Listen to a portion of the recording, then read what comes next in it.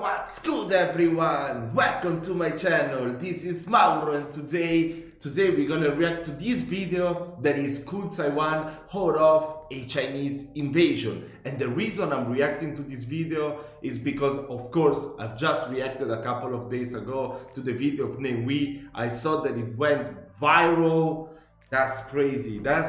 I didn't understood anything. I mean, it was talking about pink stuff, so I thought it was dissing Blackpink, but I didn't know. I mean, I've never been to China. I mean, I'm trying to learn Chinese, but I've just learned about the history of China, like the ancient history. I still haven't done many research about the contemporary history of China, so I wouldn't know about that. I don't know much about the actual situation of China. I'm trying to learn, you know. If you're not new to the channel, you must have seen that I've reacted to plenty of videos about China, about China's expansion, about China's geography. You know, many videos we made about China, so I'm trying to learn more about that, but I'm always neutral about this kind of stuff. I mean, it doesn't concern my country, so I'm neutral. I don't want to express an opinion, I just want to learn the facts. Perhaps we should also react to the history of Taiwan, the history of Hong Kong,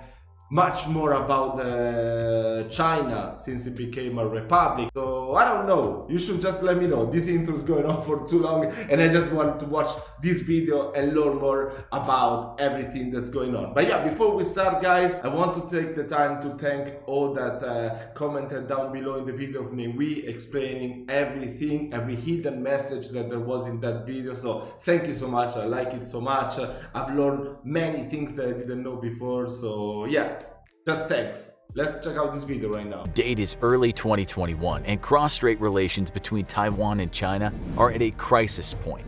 The new incoming American president has resumed full-scale arms sales to Taiwan and publicly declared America's military support for the island democracy. For the Chinese Communist Party in Beijing, this is unacceptable. Not only is Taiwan a renegade province in their eyes, but the entire party knows that the continued existence and prosperity of this small breakaway democracy on their doorstep is a fatal threat to their power. Already disgruntled Chinese youth are calling for more civil liberties, like their cousins in Taiwan enjoy.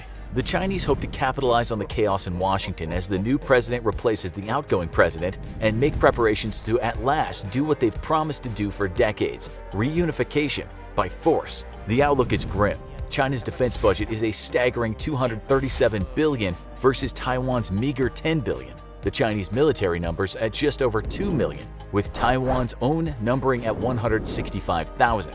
What hope does this small island nation have? Chinese military planners begin the process of preparing for an invasion. There are only two short 4-week windows throughout the year when an invasion across the tumultuous Taiwanese Strait is possible: April and October. Any other time of the year, an invasion would simply be unfeasible. The weather and sea conditions are too unstable. The Chinese immediately begin mobilizing their eastern and southern military districts, and PLA conscripts are put through a crash 3-week amphibious warfare course. But there are problems before the invasion even begins. The biggest problem is the lack of a suitable amphibious assault fleet. China has only 22 small landing ships and 37 amphibious transport docks, each of which can carry around 4 tanks or armored vehicles and 2 infantry companies. The number of available vessels is reduced even further when 3 of China's Type 71 amphibious transport dock ships are severely damaged by saboteurs. The war may not have started yet, but Taiwan's vast number of intelligence agents and special operations forces are already at work on the mainland.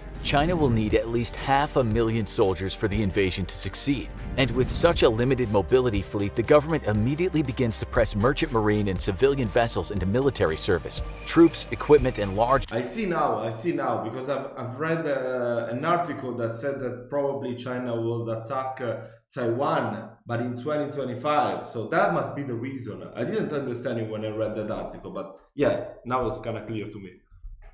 Large numbers of the People's Liberation Army rocket forces must be maneuvered into place for the attack, giving Taiwan a 60-day head start on preparing for the invasion. With so much manpower and firepower being moved around, keeping the invasion secret is completely impossible. Taiwanese saboteurs continue complicating matters for the Chinese. A propaganda campaign hits mainland China, warning of the great cost in human lives that the invasion will incur. While some of the younger Chinese population is disturbed by the prospect of invasion, the older Chinese population has been told for decades that the Chinese military could easily crush any Taiwanese resistance. The effect of the propaganda campaign barely affects the invasion plans. Other Taiwanese operations, however, are far more effective. Special forces ambush and assassinate several high-ranking People's Liberation Army officers, as well as key politicians. The morale of the Chinese military is rocked as the realization that Taiwan can strike so deep into the mainland hits the mostly conscripted troops. Taiwanese saboteurs destroy several railways, highway bridges, and power plants across the nation,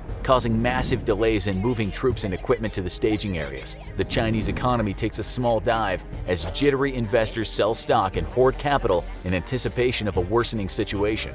Across the strait, however, Chinese agents are also busy at work. The Chinese don't blow up bridges and rail lines, as the Taiwanese are already prepared to do that themselves as they fight a defensive retreat from the landing beaches. Instead, Chinese special forces and undercover operatives strike at Taiwanese military and civilian leadership. Several Taiwanese generals are killed, as well as some low-ranking government officials. However, Taiwan has long prepared for exactly this scenario, and their security measures are extremely robust. Taiwanese civilians, however, aren't so well protected, and several prominent pro-independent celebrities and activists are all murdered by Chinese agents. China's willingness to kill civilians, though, only further emboldens the Taiwanese defenders. They will not be ruled by the CCP. April and its calmer weather finally arrives, and the Chinese invasion begins. The opening act of the Chinese operation to reunify Taiwan is the greatest missile strike in human history. China maintains one of the world's largest arsenals of non-nuclear ballistic and land-sea attack missiles, operated by the PLARF, its military service dedicated to missile combat. Hundreds of missiles streak out across the Taiwan Strait in the opening salvo, each one aimed at a predetermined target chosen years before as new invasion plans are drafted and updated. Power plants, government buildings, military airfields, and installations are all saturated with missile strikes. And after several waves of hundreds of missiles each, every civilian and military airfield on the island has been cratered. Every government building has been destroyed, and the only working power plants are over the mountains on the east side of the island, which are more difficult to hit. Yet Taiwan has its own missiles, and it responds with a lesser volume but no less lethal attack. Taiwan's missiles are aimed at the invasion staging areas, decimating troops waiting to board their landing ships and hitting many of the most forward airfields. Radar and communications nodes along the east coast of China are targeted, and dozens are destroyed by Taiwanese cruise missiles. The real cost of a Taiwan invasion is starting to sink in for the troops even now putting out to the sea. Screaming over the heads of soldiers sailing to Taiwan are hundreds of Chinese fighters and bombers. Though Taiwan's airfields have been devastated, the country has planned for this too, and its fighters have been for a long time safely housed in mountain bunkers capable of withstanding a nuclear attack. Highways are turned into airfields, and Taiwan's fighters take to the air to meet the teeth of the Chinese attack. Taiwan holds its fighters safely shielded from targeting and detection behind the mountains that run along the middle of the island. This is a major problem for China's own fighters, who are forced to seek out the Taiwanese American-made F-16s and indigenously made FCK-1Cs. As they cross the west of Taiwan, road mobile air defenses too agile to be targeted by missile strikes light up the Chinese plains, as Taiwan's air forces ambush the Chinese from behind the mountain. Oh my god, this is just so amazing. I mean, I love the narration. Wow. I mean, I hope this is not gonna be happening in real life, but I love the narration. Wow. The initial sorties are overwhelmingly in Taiwan's favor, but China has over 1,200 combat aircraft. Taiwan only has 289. Not all of China's air force can be deployed, however, both because of logistical issues and because of a lack of suitable airfields near enough the conflict zone. This levels the playing field somewhat, but China still has a sizable numbers advantage. The Taiwanese defenders fight valiantly in the air, but they're forced to pick their fights and can't defend every military unit under air attack. Thousands of ships steam across the Taiwanese Strait. Most are civilian vessels, very poorly suited for amphibious operations of any kind. Only a few are proper amphibious assault ships. The landing fleet is escorted by Chinese destroyers and guided missile cruisers, who are busily searching the waterway for a deadly threat. Anti-submarine warfare, however, is something the People's Liberation Army Navy is extremely poorly equipped to undertake. All 4 of Taiwan's submarines have been dedicated to this fight. Now they lurk under predetermined positions in very deep waters, barely making a noise. Even for a foe with sophisticated undersea capabilities, they would be an extremely difficult foe to find and destroy, as they sit silently waiting in ambush. The subs don't have to move, they must simply let the invasion fleet come to them. Once within range, they open up with American-made torpedoes, sinking several of the larger ships. Each Taiwanese submariner knows that they are the first line of defense for their homeland, and retreat is not an option until their full complement of torpedoes has been fired. The first wave of the invasion fleet is rocked by dozens of torpedo attacks, but at last Chinese subs managed to track and destroy 2 of the Taiwanese boats, with the other 2 finally fleeing after expending their entire inventory of munitions. The invasion fleet is still dozens of miles away from the Taiwanese coast, and already thousands of Chinese soldiers and sailors are dead.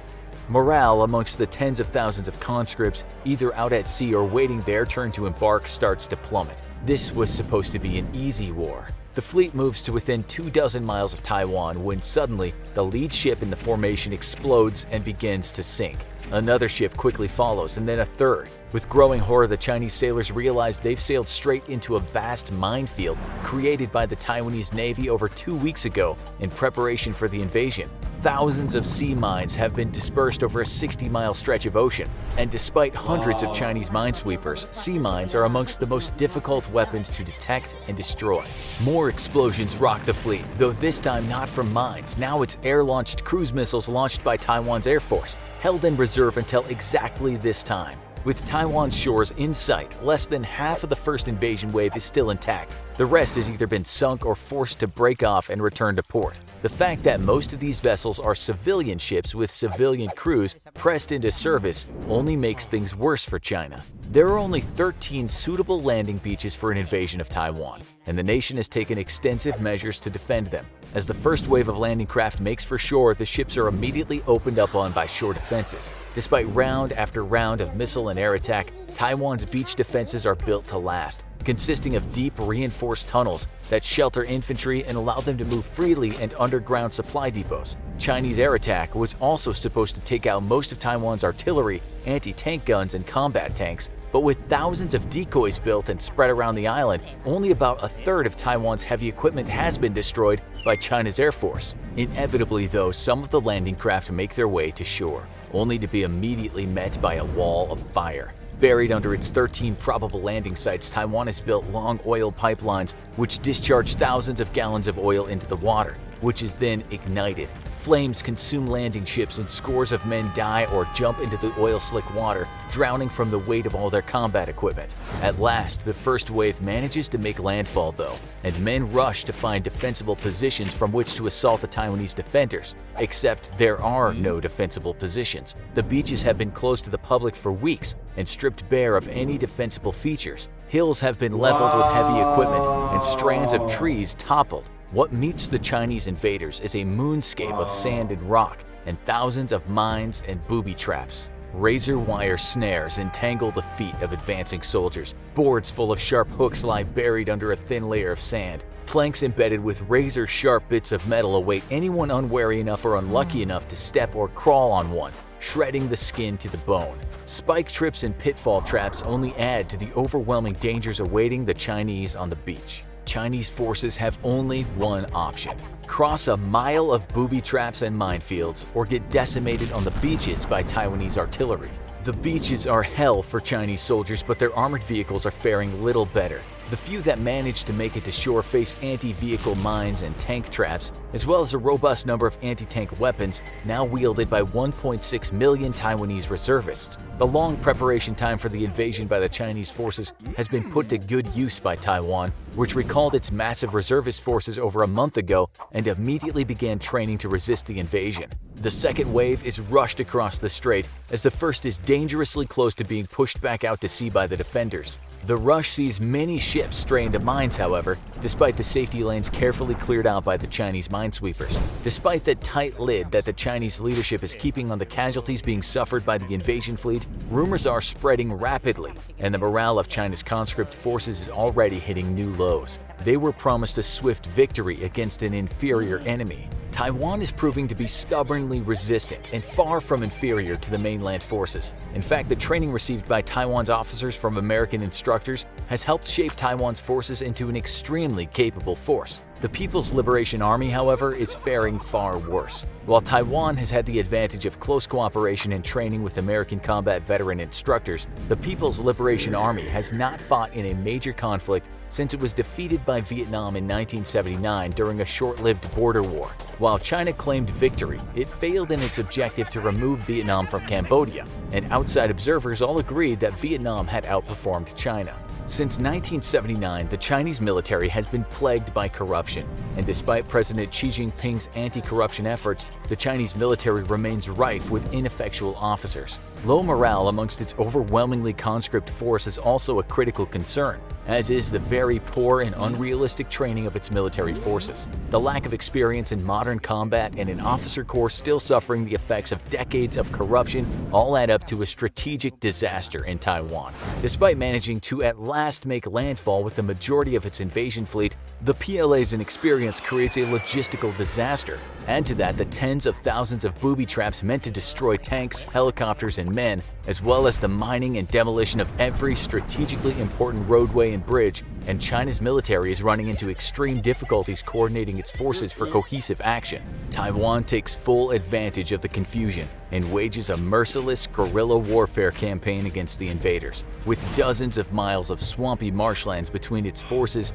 and all of the most important strategic objectives, China's forces are being bled dry. By the end of the first week, casualties are sky high and morale is plunging across the Chinese military. Political will for the invasion is evaporating as the human and economic costs begin to ramp up, and civil unrest quickly follows as angry Chinese citizens realize that they were lied to for decades about the quick victory over Taiwan they were always promised. And that's when the first of 3 American Pacific carrier strike groups arrive 100 miles off Taiwan's coast, reinforced by an entire U.S. Marine and a Japanese Self-Defense Forces expeditionary force.